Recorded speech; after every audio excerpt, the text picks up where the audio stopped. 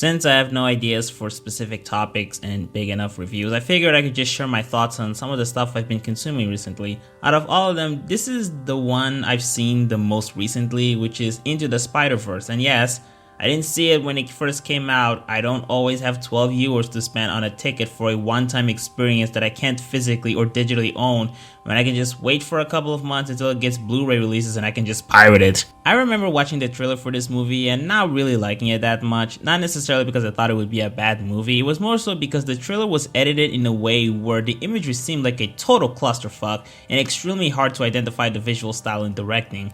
I had a suspicion this wouldn't be a problem if I were to actually watch the movie, and that the visual tone and flair would feel more coherent, and after watching the movie, it was exactly what I thought. While the models and textures tend to look consistent, the stylization can often take different directions, with each of them feeling purposeful. This is definitely one of the most unique looking animated movies you'll see in a while because of how rich in references it is and how each of it has its own visual embodiment. Not just that, the color choices present here, especially during the climactic scene of the third act, is so visually stunning. The movie has very interesting shot compositions and scene staging. I honestly feel kind of bad for pointing all of this out because I'm sure you all know how amazing the animation in this movie is, which is why I decided not to make a separate review pointing out every scene that impressed me visually, which I probably could do, but other people have likely done it already, and I don't want to just preach to the choir. The writing was good for the most part. The conversations had this perfect blend of often casual and relatable demeanor coupled with clever wit, which I believe is achieved through our connection with their history with the Spider-Man franchise, while trying to make us connect with the interactions between the characters in a way that makes them feel real without steering away from the cleverly constructed humor. Not every joke is funny, but I can say that almost every line of dialogue is amusing and breathtaking to listen. I like the surreal and meta nature of the story, although the script structure felt a bit too by the number for my own taste, which prevents this from being a 9 out of 10 movie. I also found the You're Special theming to be half-assed, even though I do like Miles. Plus, I wasn't too big into the music. The hip-hop tracks were cool, but the original score composed for the movie was mostly unmemorable. Even then, I'm sure you can deduce that I highly recommend this movie, assuming you haven't watched it already. On the subject of Spider-Man, it's been over a week since I last saw it, but I watched the first 4, I believe, episodes of TOA SpiderMan, as in the old Japanese live-action Spider-Man show, which I'd been meaning to watch for a while, but I would always forget, and I don't know what I was thinking because this show is really fun. In fact, I've been considering making a video breaking down the power of Spider-Man because this incarnation of Spider-Man has some crazy feats and arsenal of attacks. One of my favorite ones being this sword that comes out of his mecha suit that seems to one-shot any creature that comes in his way, and they don't just die, they get fucking erased from existence. There's a lot of goofy shit here, like a bean that can hypnotize you by flashing beams of light to your face. The jobber henchmen often have a weird fighting style in which they come at you and needlessly jump around repeatedly for no reason. The show also has some interesting directorial decisions, like the weird instant zoom-in shots present fucking everywhere, or how serious conversations can sometimes be staged in one straight shot, though with some movements, with two characters talking to each other and occasionally not even making eye contact. I do like the music, and some of the pyrotechnics look kind of cool. Obviously this show looks cheap as hell, but I am fascinated by the techniques they use to bypass their production limitation. It's entertaining in and of itself. The story, on the other hand, the story is fucking phenomenal. They do not give a fuck about how goofy and dumb everything sounds and looks. It's just not a concern for them. They go all out in whatever nonsense they have. It has a very earnest story presentation, and to be honest, I kind of take it seriously. I mean, okay, I don't, but I am committed to it. I can definitely say that I'm following it and keeping a close eye to the power scaling of the characters, mostly Spider-Man. Now, I'm not sure if I should recommend this, especially since I've only watched the first 4 or 5 episodes, and even with what I saw, I don't know if some of you would be able to tolerate this show. But if this seems fun to you, feel free to check it out. I'm giving it a 7 out of 10 in the meantime, unironically. The last thing I want to talk about is Dengeki Bunko Crossing Void. Now, if you've seen my video on that animated short based on Subway Surfers, then you should know that I'm not a big fan of mobile games.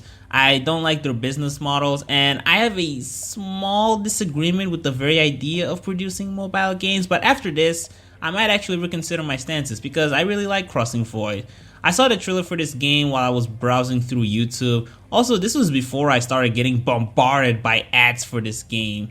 I'm pretty sure I even started playing this before Giga made a video pretty much as an excuse to shield this game. I was interested in it mostly because it was featuring characters from Durarara, Toaru Majutsu no Index, Hataruku Mao-sama, and Toradora.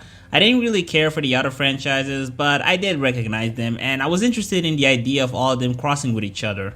So far, I've been having fun with the game. At first, I was just following the story mode pretty normally. I like the earlier character interactions featuring voice acting, designs more reminiscent of the original light novel artwork than if you were to compare to the anime adaptations. My initial team had index characters, and I was impressed by the references and nods to some of their memorable feats in the series.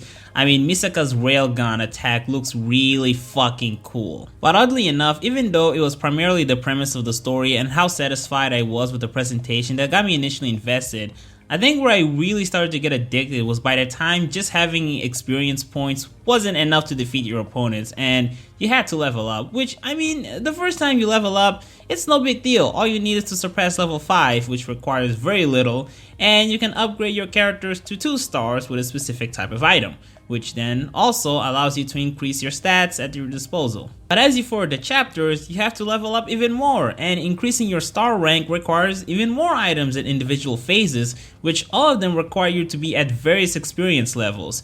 You eventually get to the point where you have to start relying on weapons and upgrading your talent skills, which by that point, relying on repeating previously won matches isn't much of an option, especially when your stamina is on the line. So you start exploring other modes and getting the most out of them. But funny enough, that wasn't even the main reason I got really addicted to this game for about a week. What actually trapped me was the lottery, which, by the way, really liked the animation of Misaka kicking the vending machine, but anyway. There are these special events where a character is guaranteed to be caught within 100 draws, and it's not just some random version of the character, it's the S-rank top dog.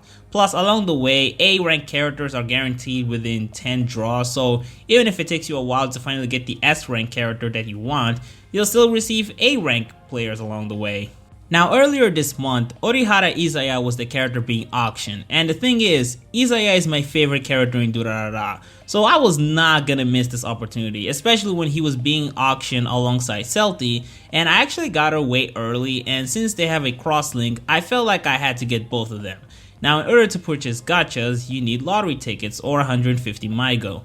You can buy all of those things via microtransactions, but I was not going to do that. Instead, I decided to get those things by increasing my experience points, completing Void Notice missions, Golden Time missions, achievements, in which all of these require you to complete different challenge modes or even story mode missions. So this game became a grind fest, but not in the way that I didn't appreciate, because there are a lot of missions with challenging difficulty and characters with their own perks and tricks, which requires you to put more consideration to the characters you pick, the order at which you organize them, and what attacks you will use at which time. I especially learned this during the Void trial, in which how you win is entirely dependent on which order of events you pick, because the game picks the characters for you and they'll have equal stats to my opponents. So it's really fun getting to explore all these matches, building up teams, strategies, upgrading stats, which I'm just gonna say this, I probably would not even be remotely interested in any of this if I were playing any other game like this, but what can I say, the power of brand recognition succeeded once again. Not to mention, if I didn't actually enjoy playing this, then I would just drop it like I did with Blazing and Memory Defrag. If anything, I'm kind of scared of opening this game because of how many hours I'll spend playing it. Whenever I just look at the victory conditions, often determining what you need to accomplish in the match in order to get 3 stars, that's when I start thinking about every single detail of the game and what goals I have to potentially set up, what items and abilities I need. Yeah, it's not hard to get invested. I will say that the inevitable process of replaying previous battles to obtain several items can be a little bit tedious. I appreciate the fact that the game has memory mode, which automatically recreates your moves, and so you're not forced to actually play those matches, but having to revisit them can feel like a drag. On a different subject, I kind of like the music. Some of the stages sound nice and badass, and the OP of the game is Kino as fuck. What can I say? I like this game, and I'm probably gonna keep playing it, unless I lose interest in the story, which I will say that its progress is incredibly slow because of how long the process of moving chapters can be. I'm of course including the extra stuff you have to do in order to level up your team, but I still haven't lost interest yet, so we'll see what happens in the future. Anyway, I think that's all. Hope you guys enjoyed this video. Bye for now.